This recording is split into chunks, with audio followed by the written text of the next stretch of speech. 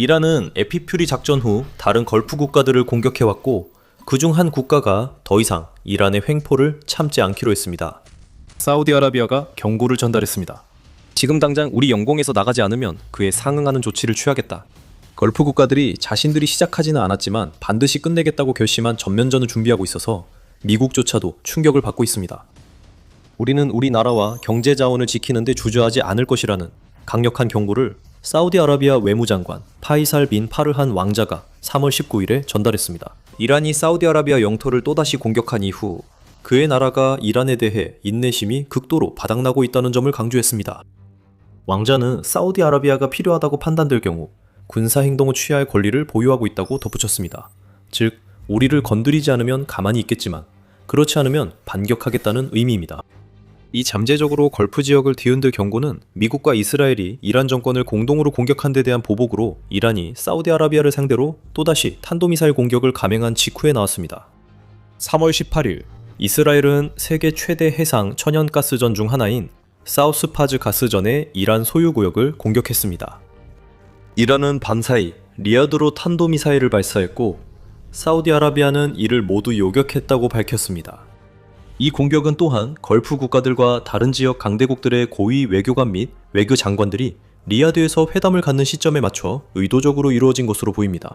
터키와 이집트 같은 국가의 대표단이 이란 미사일이 격추될 당시 사우디아라비아의 수도에 있었습니다. 파이살 빈 파르한 왕자는 이 사건이 이란이 외교를 얼마나 신경 쓰지 않는지 보여준다고 했습니다. 파이살 빈 파르한 왕자가 다음날 아침 경고했지만 이란은 공격 중단 요구를 무시하고 있습니다. 3월 22일 아랍뉴스는 이란이 또다시 미사일과 드론을 발사했으며 사우디아라비아가 여전히 표적이라고 보도했습니다. 보도 당일 3발의 탄도미사일이 사우디아라비아로 발사됐고 한 발은 요격, 2발은 무인 지역에 떨어졌습니다. 사우디아라비아는 이번 공격에서 이란이 왕국의 동부지방을 향해 발사한 23대의 드론도 요격했습니다. 그 일요일 공격은 사우디아라비아의 방공망이 가동된 토요일에 이어 발생한 것이었습니다. 3월 21일 사우디아라비아 방공망이 동부지방으로 발사된 이란제 드론 62대를 격추했습니다. 여기서 우리가 보고 있는 것은 사우디아라비아를 향한 이란의 탄도미사일과 드론 공격이 전혀 줄어들 기미를 보이지 않고 있다는 점입니다. 3월 22일 기준으로 이란은 사우디아라비아를 향해 샤이드 드론 약 600대와 함께 탄도미사일 45기, 순항미사일 7기를 발사했습니다. 사우디아라비아는 외교적으로 대응해왔습니다. 예를 들어 사우디아라비아는 자국 영토에서 이란 군 관계자들을 추방했고 이란 대사관의 주요 인사 몇 명을 페르소나 논 그라타로 선언하여 그 발표가 있은 후 24시간 이내에 왕국을 떠나도록 했습니다. 하지만 이란은 멈추지 않았습니다. 오히려 빈 파이살 왕자의 경고 이후 미사일과 드론 공격을 더욱 강화했습니다. 이제 사우디아라비아는 원치 않던 전쟁에 참전할 준비를 하고 있습니다. 사우디아라비아는 어쩔 수 없이 움직이게 되었지만 그들의 대응이 무엇이 될지 언제 나올지에 대해서는 여전히 신중한 태도를 보이고 있습니다. 이것이 군사 전략의 기본입니다. 사우디아라비아는 이란이 계속 추측만 하게 두는데 만족한다고 빈 파이살 왕자는 설명합니다. 그들에게 하루, 이틀, 일주일의 시간이 있었을까요? 빈 파이살 왕자는 나는 그걸 미리 알릴 생각이 없습니다 라고 말했습니다. 이 말은 곧 반격이 있을 거라는 뜻입니다. 우리가 언제인지 모르고 이란도 모른다는 점이 중요합니다. 빈 파이살 왕자가 자신의 나라가 이란의 연이은 공습에 겁먹지 않는다고 선언하자 이란은 자신들의 미사일과 드론 공격을 점점 더 강화한 것이 잘못된 판단이었는지 고민하게 되었습니다. 이란은 오랫동안 걸프 지역의 깡패로 불려온 명성을 중시해왔습니다. 잠시 후 사우디아라비아가 이란과 전쟁에 참전하면 이란의 명성이 왜 무너질지 설명하겠습니다. 하지만 먼저 사우디아라비아가 이란에 간접적으로라도 보복 공격 의지가 확실하다는 신호가 있습니다. 우선 사우디아라비아는 마침내 미국이 이란과 관련된 작전을 위해 자국의 주요 군사기지 중 하나를 사용할 수 있도록 허용하고 있습니다. 빈 파이살 왕자의 경고 하루 뒤 이란 인터내셔널은 사우디가 타이프 킹파드 공군기지를 미군에 개방했다고 보도했습니다. 이는 미국의 에픽 퓨리 작전 중 이란 공격 과정에서 이루어진 조치입니다. 미국이 이 특정 기지를 사용하고자 한 데에는 이유가 있습니다. 이 기지는 사우디아라비아 왕국 내에서도 깊숙한 곳에 위치해 있어 이란의 미사일과 드론 공격으로부터 어느 정도 안전하기 때문입니다. 100% 안전하진 않지만 거리가 멀수록 기지 방공 시스템이 미사일이나 드론을 요격할 시간이 더 확보됩니다. 하지만 이 기지는 미국이 호르무즈 해역 근처에서 이란을 상대로 공격을 할 수 있게 해줍니다. 이는 이란이 해협 봉쇄를 지렛대로 사용해왔기 때문에 중요합니다. 이것은 사우디아라비아와 미국의 완전히 새로운 차원의 협력입니다. 이란은 전혀 예상하지 못했고 그것이 바로 오산이었습니다. 고전적인 학교 운동장의 불량배처럼 이란은 더 크고 강한 아이가 운동장에 들어오기 전에 자신의 위협을 더욱 강화하려고 해왔습니다. 그 아이는 지금 사우디아라비아에 있고 이란 정권은 겁에 질려 있습니다. 이제 사우디아라비아는 원할 때 언제든 에피퓨리 작전에 직접 개입할 수 있는 완벽한 위치에 있습니다. 사우디아라비아와 이란의 정면 대결에서는 이론상 이란이 우세합니다. 이는 수십 가지 요소를 기준으로 군사 강국을 순위 매기는 글로벌 파이어 파워 GFP에 따른 GFP는 이란의 군사력을 세계 16위로 평가하고 있으며 사우디아라비아는 25위에 위치해 있습니다. 인력면에서 이란은 61만 명의 현역 병력, 35만 명의 예비군, 그리고 22만 명의 준 군사력을 보유하고 있습니다. 반면 사우디아라비아는 24만 7천 명의 현역 병력, 예비군은 없으며 15만 명의 준 군사력을 보유하고 있습니다. 이란은 육상 전력에서 전차는 더 많고 장갑차는 3배가 넘으며 포병 장비도 수천 대 더 많이 보유하고 있습니다. 이란 함대는 사우디아라비아보다 약 3배 크고 25척의 잠수함을 보유하지만 사우디아라비아는 잠수함이 없습니다. 사우디아라비아는 매년 이란보다 6배 넘게 군사비를 지출합니다. 어떻게 가능한지 궁금하실 텐데 이번 비교에서 공군력을 다루지 않은 이유를 곧 설명드리겠습니다. GFP 비교는 의미 있지만 이란 군대가 에피퓨리와 로어링 라이언 작전으로 이미 큰 타격을 받았다는 점을 고려하지 않습니다. 이란 군대는 미사일 드론 외에는 지상전 위주로 구성되어 있습니다. 그러나 사우디아라비아의 우월한 병력과 장비를 쓰려면 페르시아만을 건너야 해 실행이 쉽지 않습니다. 미국이 이란 해군을 공격해 페르시아만을 건너는 일이 더 어려워졌습니다. 미국 중부사령부는 미국과 이스라엘의 이란 공격으로 이란 군함 100척이 파괴됐으며 이란 지상군 대부분이 자국 내에 머물고 있다고 밝혔습니다. 그리고 이란 정권에게 상황은 더 나빠집니다. 3월 13일 미국 국방장관 피터 헥스스는 미국과 이스라엘이 이란에 대한 공동작전 첫 2주 동안 15,000개 이상의 표적을 타격했다고 주장했습니다. 2주가 더 지났으니 숫자가 더 늘었을 것입니다. 이란의 미사일 발사량은 전쟁 첫날에 비해 90% 감소했고 드론 발사도 95%까지 줄었습니다. 이는 이란의 많은 발사기지가 무력화되었다는 신호입니다. 월스트리트 저널은 3월 8일 이스라엘이 이란의 방공망 85%와 탄도미사일 발사 능력의 70%가 파괴되었다고 주장했다고 덧붙였습니다. 이란 군대가 위기입니다. 또한 사우디아라비아는 이란의 이점을 상쇄할 비장의 무기를 보유하고 있습니다. 그 비장의 무기가 무엇인지 더 깊이 알아보기 전에 여러분은 지금 더 밀리터리 쇼를 시청하고 계시다는 점을 잠깐 상기시켜드립니다. 이런 인사이트가 바로 여러분이 원하는 것입니다. 채널 구독을 꼭 해주세요. 방금 사우디아라비아가 이란보다 군사비를 약 6배 더 쓴다고 말씀드렸죠. 그리고 그 이유가 사우디 공군 때문이라고 했습니다. GFP에 따르면 수치만 봐도 일부는 드러납니다. 사우디아라비아는 이란의 551대에 비해 917대의 항공전력을 보유하고 있습니다. 여기에는 거의 100대 더 많은 전투기, 전용 공격기 수는 4배, 헬리콥터는 약 2배, 그리고 공중급유기는 이란의 6대에 비해 22대를 보유하고 있습니다.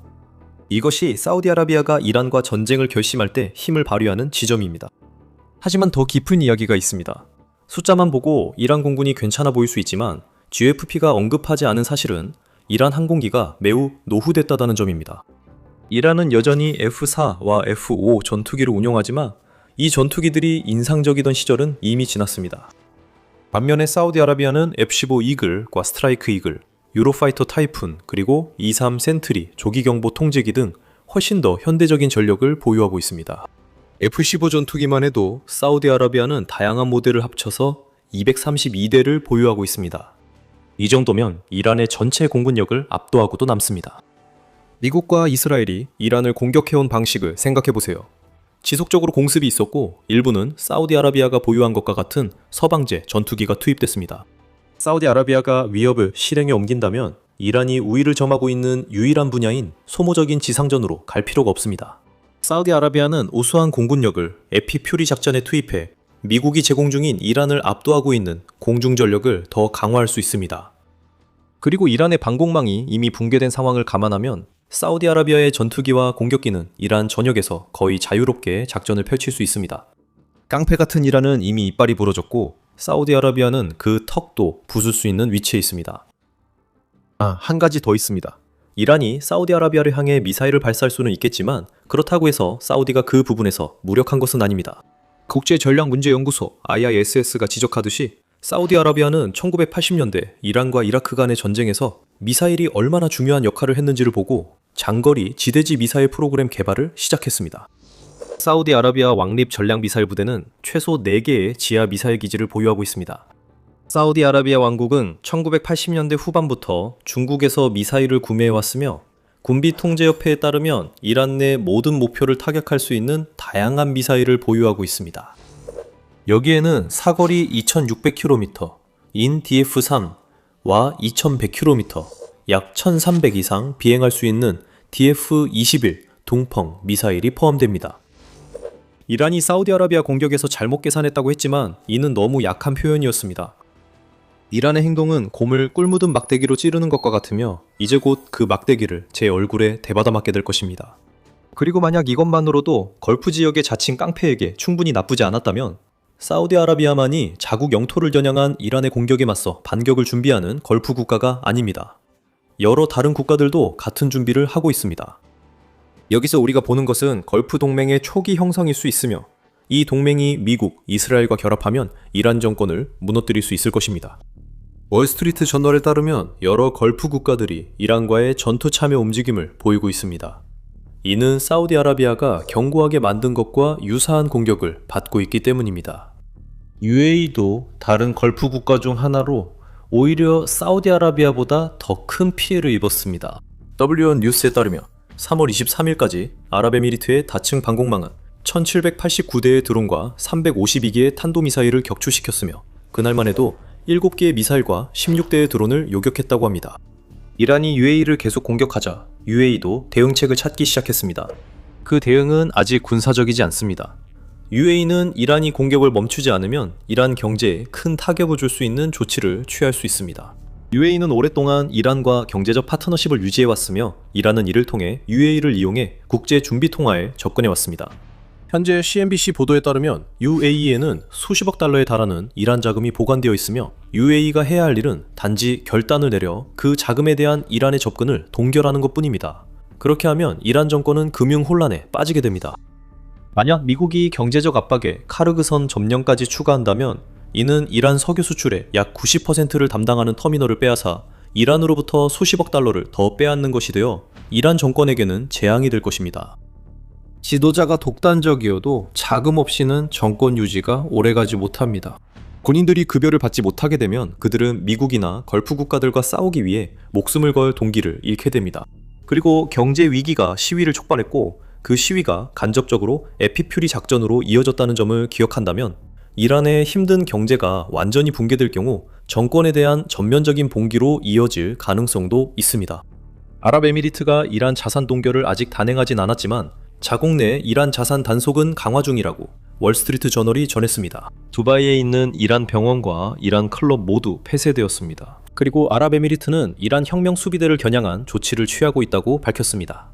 정부에 따르면 이란 정권과 혁명 수비대와 직접적으로 연관된 일부 기관들은 표적 조치에 따라 폐쇄될 것이라고 합니다. 이 기관들이 이란 국민에게 도움이 되지 않는 목적을 추진하는 데 악용되었고 아랍에미리트 법을 위반한 사실이 밝혀진 후에 이러한 조치가 취해졌습니다. 아랍에미리트에서는 군사 개입 여부를 두고 논쟁이 계속되고 있습니다. 바레인에서 이미 일부 개입 조짐이 보입니다. AA에 따르면 바레인은 3월 23일 기준으로 이란이 자국 영토에 147발의 미사일과 282대의 드론을 발사했다고 보고했습니다. 다시 한번 우리는 이란이 걸프 지역에서 깡패처럼 행동하려는 모습을 보고 있습니다.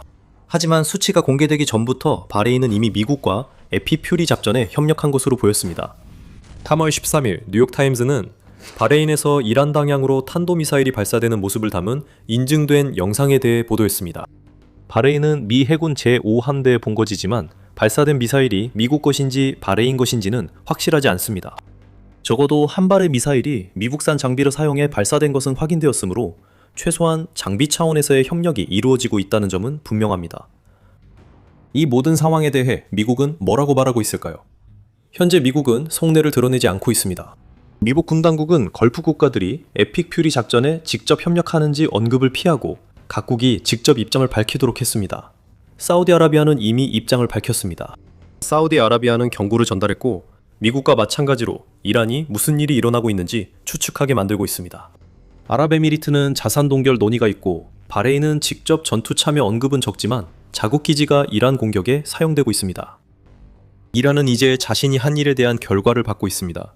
이 정권의 걸프 지역 혼란 전략은 미국이 물러서야 한다는 강한 반발을 유도하려는 것이었습니다. 사우디아라비아, 바레인, 아랍에미리트 등 걸프 국가로 향하는 미사일과 드론은 힘센 깡패의 강력한 한방과 같습니다. 하지만 그 강력한 한방들은 막히고 있고 걸프 국가들은 자신들만의 공격을 준비하고 있습니다. 그럴 수밖에 없습니다. 이란이 그들을 궁지에 몰아넣었고 이란이 노리고 있는 인프라를 지켜야 하기 때문입니다. 앞으로 어떻게 될지에 대해서는 몇 가지 선택지가 있습니다. 걸프 국가들이 직접적으로 에픽 퓨리 작전에 참여할 수도 있습니다. 앞서 설명했듯이 사우디아라비아는 그렇게 할 수 있는 좋은 위치에 있습니다. 바레인, 아랍에미리트, 카타르, 오만, 쿠웨이트 모두 드론, 순항미사일, 탄도미사일을 보유하고 있으며 IISS 보고에 따르면 이란을 겨냥해 미사일을 쏠 가능성도 있습니다. 아랍에미리트와 사우디아라비아는 수출된 스톰 섀도우 미사일도 보유하고 있습니다. 이 미사일이 우크라이나가 푸틴 침공에 맞서 자국을 방어하는데 얼마나 효과적인지 잘 압니다.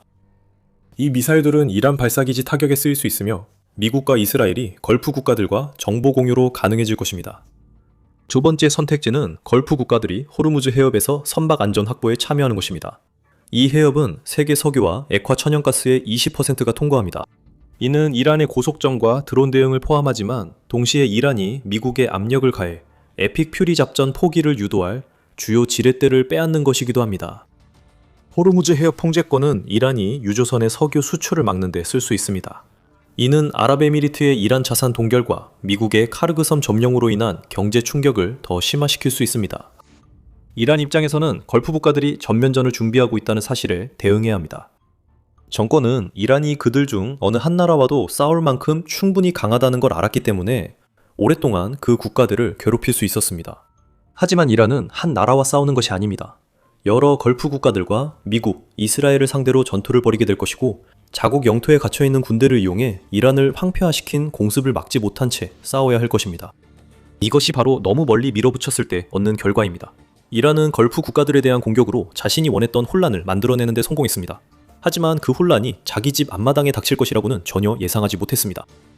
이란이 예상치 못했던 점은 미국이 에픽 퓨리 작전 동안 기밀 무기를 지속적으로 투입하고 있다는 것입니다. 공격 드론부터 스텔스 기능이 강화된 토마호크 순항 미사일까지 미국은 이란 정권이 미국이 가지고 있는지조차 몰랐던 모든 무기들로 이란을 타격하고 있습니다. 자세한 내용은 영상에서 확인하시고 재미있으셨다면 더 밀리터리쇼 구독 부탁드립니다. 앞으로도 걸프 지역 소식 전해드리겠습니다. 시청해주셔서 감사합니다.